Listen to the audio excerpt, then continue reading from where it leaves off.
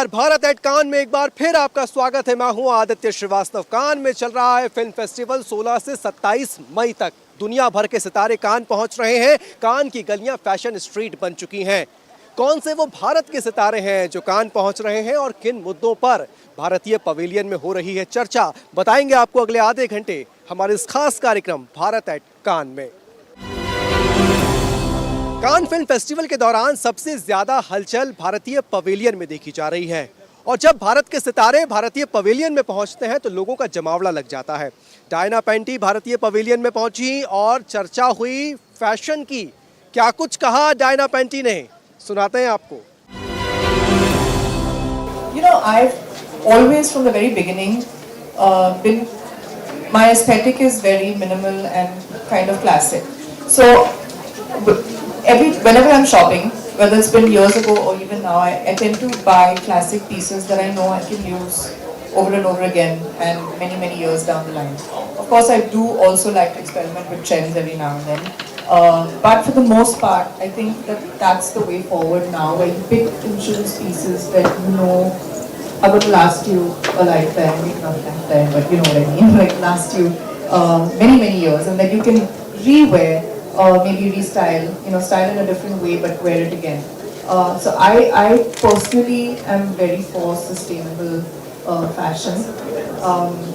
I do not, I actually feel really bad about buying very expensive things and using them only once or twice.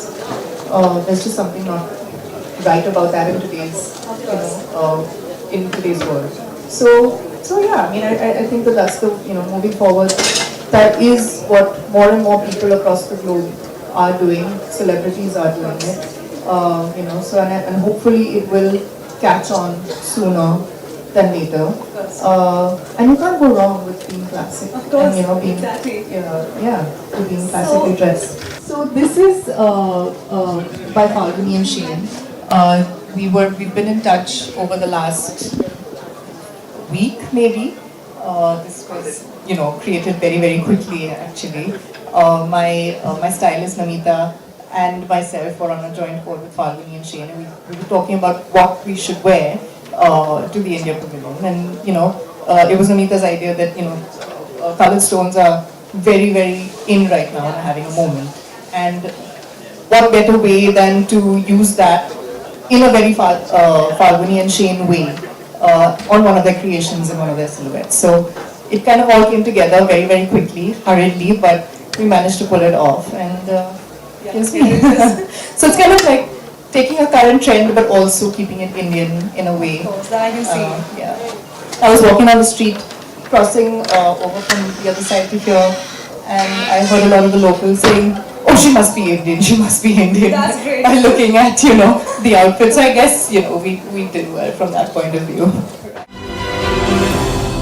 कान में इस बार भारत की 4 फिल्मों को प्रदर्शन के लिए चुना गया है। उन 4 फिल्मों में फिल्म आगरा भी है।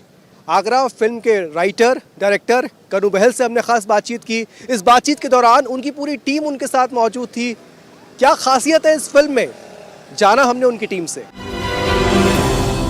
कान में भारत की जिन 4 फिल्मों को प्रदर्शन के लिए चुना गया है उसमें आगरा भी है और आगरा के डायरेक्टर राइटर कनु बहल भी इससे पहले कान में उनकी एक फिल्म तितली जो है वो प्रदर्शित की जा चुकी है। हमारे साथ पूरी कास्ट है, पूरी टीम है। अगर देखा जाए आगरा की तो हमारे साथ मोहित है, एक्टर है इसमें। कनु बहल खुद हमारे साथ मौजूद है। बड़े चर्चा इनकी इस वक्त ना सिर्फ भारत में बल्कि दुनिया भर में चल रही है फिल्म को लेकर। पारुल है, डिज़ाइनर है। साथ साथ हमारे साथ सौरभ है, सिनेमेटोग्राफर है। सबसे पहले कनु बहल आपसे ही चर्चा की शुरुआत, क्या खास इस फिल्म में जो जिसके लिए इसको कान में चुना गया प्रदर्शन के लिए, आपको क्या लगता है? ऐसे पूछा जाए तो हमारे लिए कहना बहुत मुश्किल है कि खास क्या है, क्योंकि हम तो शुरू से निकले थे एक ऐसी कहानी कहने जो सबसे पहले मेरे लिए बहुत निजी रही है और फिर साथ साथ जैसे लोग जुड़ते गए, मोहित जुड़ा, उससे पहले Parul as production designer, Saurabh as DP, जैसे जैसे हम इस कहानी के साथ जुड़ते गए, हमारे लिए एक ये बहुत निजी एक्सपीरियंस था जो हम एक ऑडियंस के साथ शेयर करने की कोशिश कर रहे थे। तो हम तो आप सच पूछे तो हम तो थ्रू आउट इसी में ही बिजी रहे हैं कि किस तरह से इस फिल्म को क्रिएट किया जाए, बनाया जाए कि जो हम कहना चाह रहे हैं वो कहा जा सके। और अभी भी हम एक तरह से फिल्म पे ही काम कर रहे हैं, तो मेरे लिए मैं इतना दूर भी नहीं हूँ इस समय फिल्म से कि मैं कह पाऊँ कि इसमें क्या खास है। बट हाँ, एक ऐसी कहानी है, एक ऐसी फिल्म है जो कहने की कोशिश की गई है, जो जितनी सच्चाई से हम सेक्सुअलिटी और सेक्सुअल रिप्रेशन और जिस तरह के घरों में हम रहते हैं और किस तरह से हमारी जो सेक्सुअल लाइव्स हैं वो जिन घरों में हम रहते हैं उनको अफेक्ट करती हैं, फिजिकल स्पेस को अफेक्ट करती हैं, और जो घर जिनमें हम रहते हैं वो हमारी सेक्सुअल लाइफ्स को वापस किस तरह अफेक्ट करती हैं, इसके बारे में हम कुछ बात करना चाह रहे थे। और इसके आसपास हम एक बिगर कॉन्वर्सेशन करना चाह रहे थे, तो हम तो वही करने में अभी भी व्यस्त हैं। स्पेशल क्या है वो तो जैसे जैसे अब दर्शकों के पास फिल्म पहुंचेगी और उनका एक्सपीरियंस सामने आएगा वो पता चलेगा। फिर एक ऐसे जीवंत परिवार उसमें दिखता है आपकी फिल्म की अगर बात की जाए, और कई बार कुछ साधारण बातें बताने में भी कभी बड़ा टफ रहता है, सरल बात बोलने में भी बड़ा कठिनाई होती है। इस फिल्म में आपने वही किया है, क्या आपको ऐसा लगता है? देखिए, ऐसा तो मैं नहीं कहूँगा। आप कोई भी काम करें, किसी भी तरह की फिल्म बना रहे हैं, उसमें कठिनाई तो वो बनाने में आती है। कोई भी फिल्म आसान नहीं होती है। बस यही है कि जितनी कठिनाई आपको आती है वो इसी बात पे ज़्यादा डिपेंड करता है कि आप कितनी सच्चाई से जो बोलना चाह रहे हैं वो बोल रहे हैं। और आई थिंक इसीलिए हमको थोड़ी ज़्यादा शायद कठिनाई आई है, क्योंकि सच जो था इस पूरे मामले के आसपास, कहानी को लेके, उसको दर्शाने को लेके, वो हमें अपने आप मिलता गया, वो अपने आप को उगलता गया। और सच ने जब उगलना बंद ही नहीं किया तो हम सब मजबूर हो गए कि अब ये जो सच मिल रहा है इसको जितनी सच्चाई से कहा जा सकता है वो कहा जाए, और इससे भागा ना जाए, इससे दूर ना जाया जाए, चाहे कितनी भी प्रॉब्लम आ रही हो बनाने में या आगे आई या पीछे आई, जो भी है। पर हम वहीं से ये पूरी फिल्म बनाने की कोशिश कर रहे थे। राइटर जब किसी फिल्म को लिखता है, मोहित आपने तो लीड रोल किया है, राइटर जब कोई फिल्म को लिखता है तो उसकी बड़ी एक्सपेक्टेशन होती है उस कैरेक्टर से। उस कैरेक्टर को जीने में आपको क्या लगा, कितना इम्पोर्टेंट वो कैरेक्टर है और कैसे आप खुद को उस कैरेक्टर में ढाल पाए? जी, आई थिंक जहाँ तक इम्पॉर्टेंट होने की बात है, आई थिंक बहुत ही इम्पॉर्टेंट कैरेक्टर है, बिकॉज़ ये कैरेक्टर एक वो सच्चाई की बात कर रहा है जिसकी जो इंडिया ऑडियंस में, पूरे भारत में लोग इसके बारे में बात नहीं करते हैं। ये एक रिप्रेस चीज़ है जो हमेशा दबाई जाती है, या फिर वो काफ़ी टाइम अनअवेयर हो जाते हैं ऑफ ऐसी चीज़ें जो उनके खुद के अंदर हैं या हमारी सोसाइटी में चारों तरफ एग्जिस्ट करती हैं। जहाँ तक कैरेक्टर में ढालने की बात है तो आई थिंक हमारी एक लंबी वर्कशॉप हुई अराउंड 3 महीने की, एंड वो वर्कशॉप ने बहुत बड़ा साथ दिया, बिकॉज़ कहीं ना कहीं मुझे वो एज मोहित गुरु को बाहर से पहले समझना पड़ा, एंड देन उसके साथ फील करना पड़ा क्या वो एक्चुअली फील करता है। एंड फिर एक गुरु में एक अजीब सा पागलपन है, जो पागलपन प्ले करने के लिए मेरे को एक्चुअली उसके सारे गुरु के जो सच हैं वो समझने पड़े। एंड हाँ, मतलब आई डोंट थिंक कोई कैरेक्टर प्ले करना आसान होता है। चैलेंजिंग था?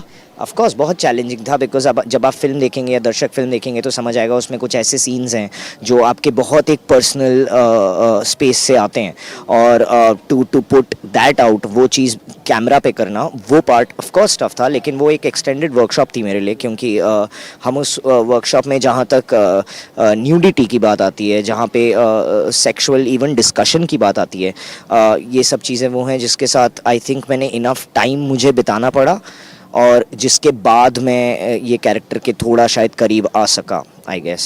पारुल हमारे साथ है। पारुल, कई फिल्मों में इससे पहले भी आपने काम किया है, सारी चीज़ें देखी हैं, क्या नया आपकी तरफ से इस फिल्म में था? हाँ, दिस इज़ बहुत इम्पोर्टेंट क्वेश्चन है, अच्छा क्वेश्चन है।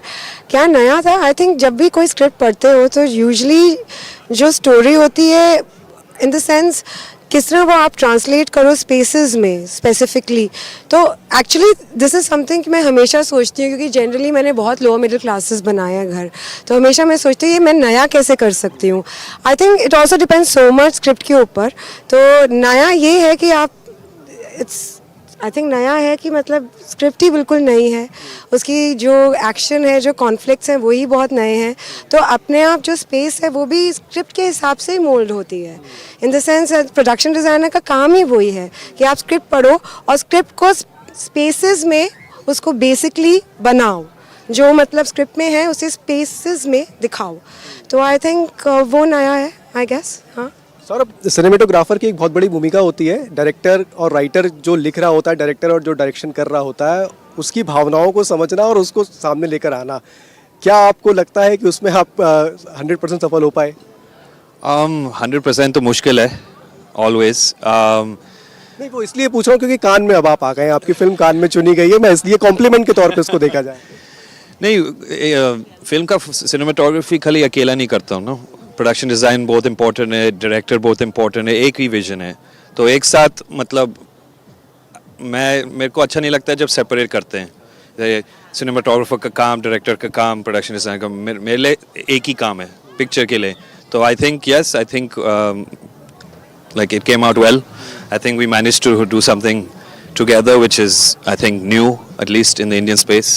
बहुत बहुत धन्यवाद डीडी न्यूज़ से बातचीत के लिए। मोहित आपका, कनु बहल आपका, पारुल आपका, सौरभ आपका। हमारे साथ टीम थी आगरा फिल्म की, जिसकी स्क्रीनिंग जो है, जिसकी प्रदर्शन जो है वो कान में 4 फिल्में जो भारत से चुनी गई हैं उसमें से एक आगरा भी है, और बहुत उत्साहित है टीम, और एक तरीके की नई कहानी है जो लोगों को बहुत पसंद भी आ रही है। डायना पेंटी, मानुषी छिल्लर, ईशा गुप्ता जैसे कई सितारे कान के रेड कारपेट पर नजर आ रहे हैं। भारत के सितारे जब कान के रेड कारपेट पर चल रहे हैं तो एक से बढ़कर एक ड्रेसेस देखने को मिल रही हैं। भारत के फैशन डिजाइनर्स इनको तैयार कर रहे हैं।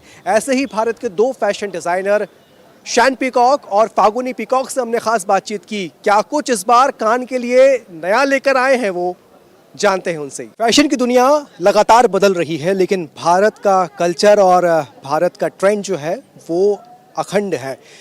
कान की अगर बात की जाए तो किस तरीके से भारतीय परिधानों को रेड कारपेट पर लाया जा रहा है, इस बार नहीं बल्कि कई सालों से तमाम फैशन डिज़ाइनर्स कई सालों से काम कर रहे हैं, और ऐसे ही कुछ भारत के फैशन डिज़ाइनर्स हमारे साथ हैं। फागुनी, कान का जो रेड कारपेट है बहुत इंपॉर्टेंट होता है और बड़े लंबे समय से फैशन डिज़ाइनर्स काम कर रहे होते हैं। इंडिया की अगर बात की जाए, इंडिया का ट्रेडिशन रेड कारपेट पर आए, फैशन डिज़ाइनर्स उस ओर कैसे काम कर रहे हैं?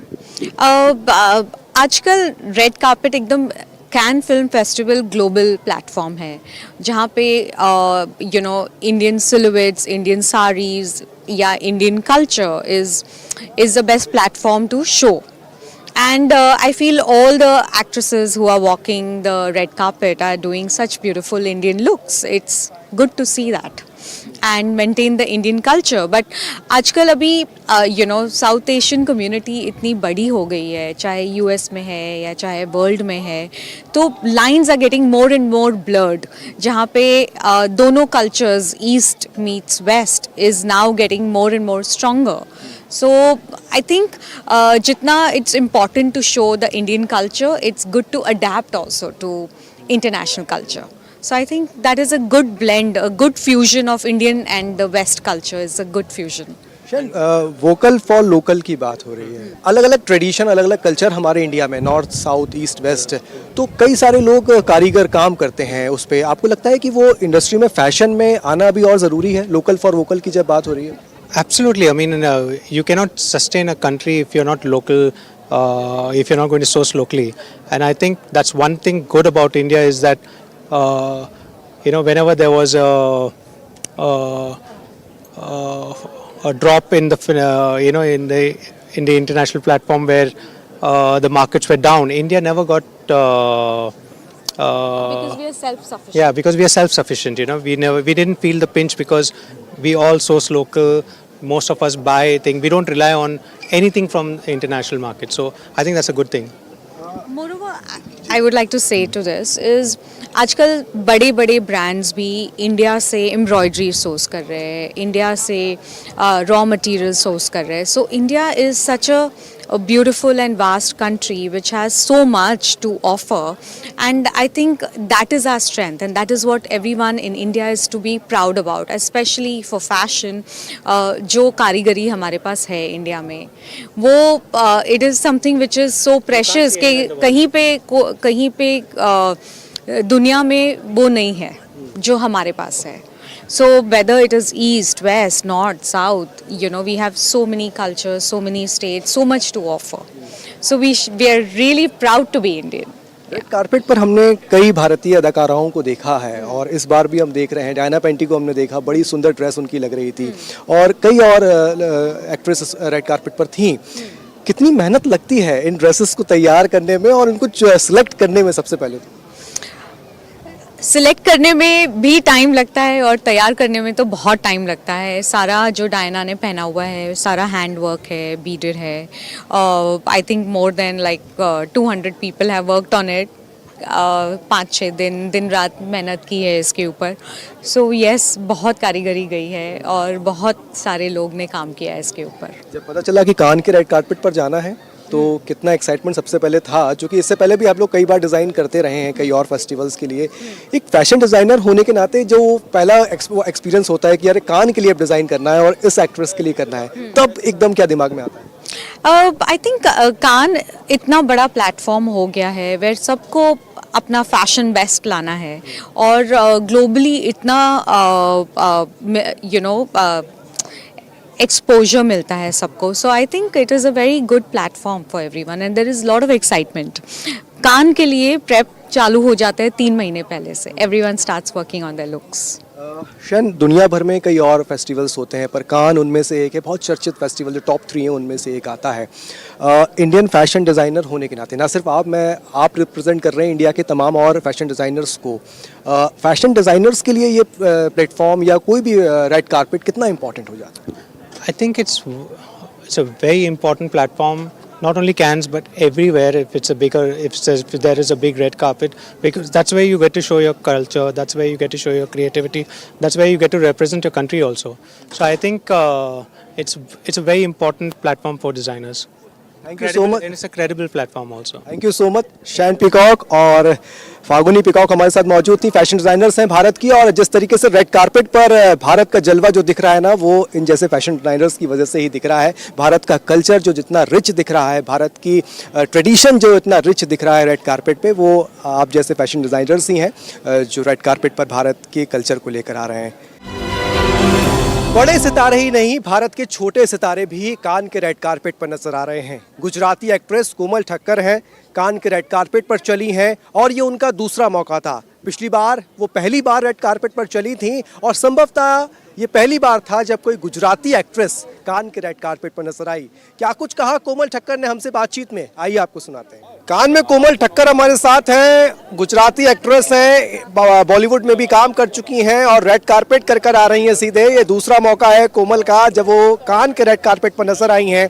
पिछले साल भी वो कान के रेड कारपेट पर चली थी और इस बार भी कोमल कान के रेड कारपेट पर है और संभवतः गुजरात की पहली एक्ट्रेस है गुजराती जो रेड कारपेट तक पहुंची है. कोमल, सबसे पहले तो गुजरात से रेड कारपेट तक का ये सफ़र कैसे डिस्क्राइब करेंगी?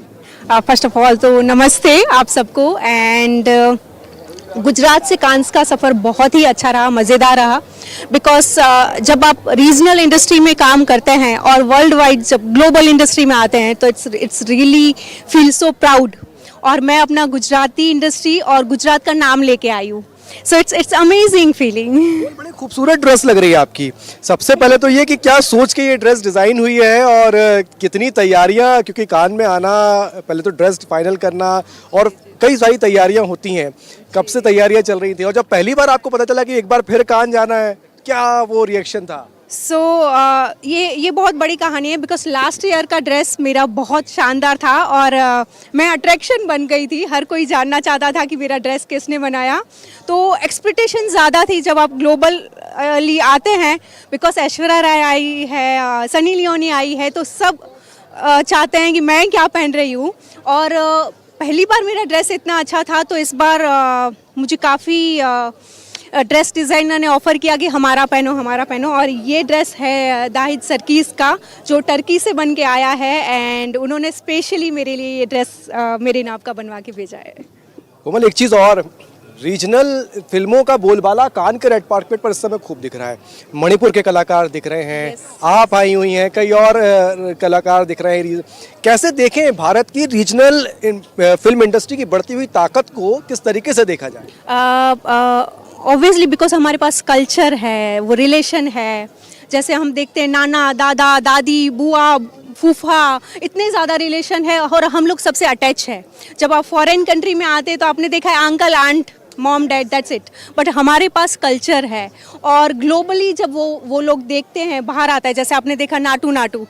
सो अलग अलग इंडस्ट्री में अलग अलग लैंग्वेज के ऊपर जो फिल्में बनती है और जब हमारा कल्चर बाहर आता है globally, so it's amazing, it's really amazing. Bharat के हर राज्य में विविधताएं हैं। गुजरात से आप आती हैं, गुजरात का पहनावा, गुजरात का खान पान तो अपने आप में प्रसिद्ध है ही, लेकिन गुजरात के ट्रेडिशन में अगर हम बात करें आउटफिट्स की, तो आपको लगता है कि ये ट्रेडिशन ही कहीं ना कहीं, चाहे हर स्टेट का ट्रेडिशन जो है वो इंडियन फिल्म इंडस्ट्री को और आगे बढ़ा रहा है? बिल्कुल, बिकॉज हर इंडियन एक्ट्रेस पहले साड़ी में आती है, तो मैं भी पहले मेरा फर्स्ट रेड कार्पेट साड़ी में था and I love sari.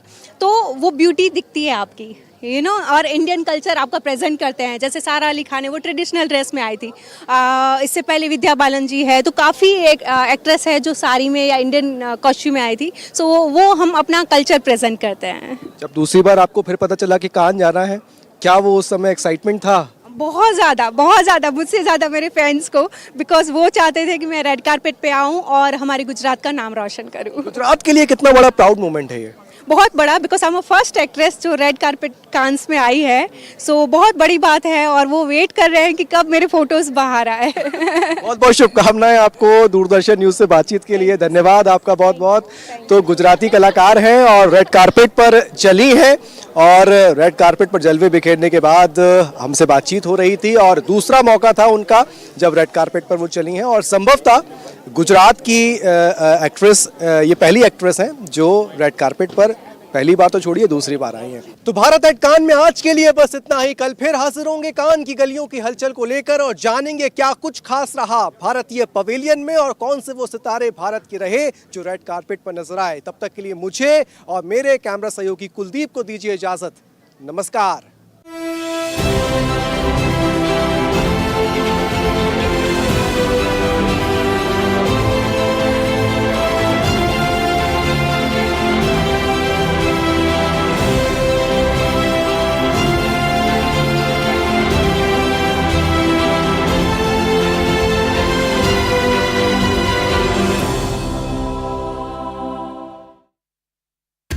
Sanskrit में टेलीविजन की एकमात्र साप्ताहिक समाचार पत्रिका वार्तावली।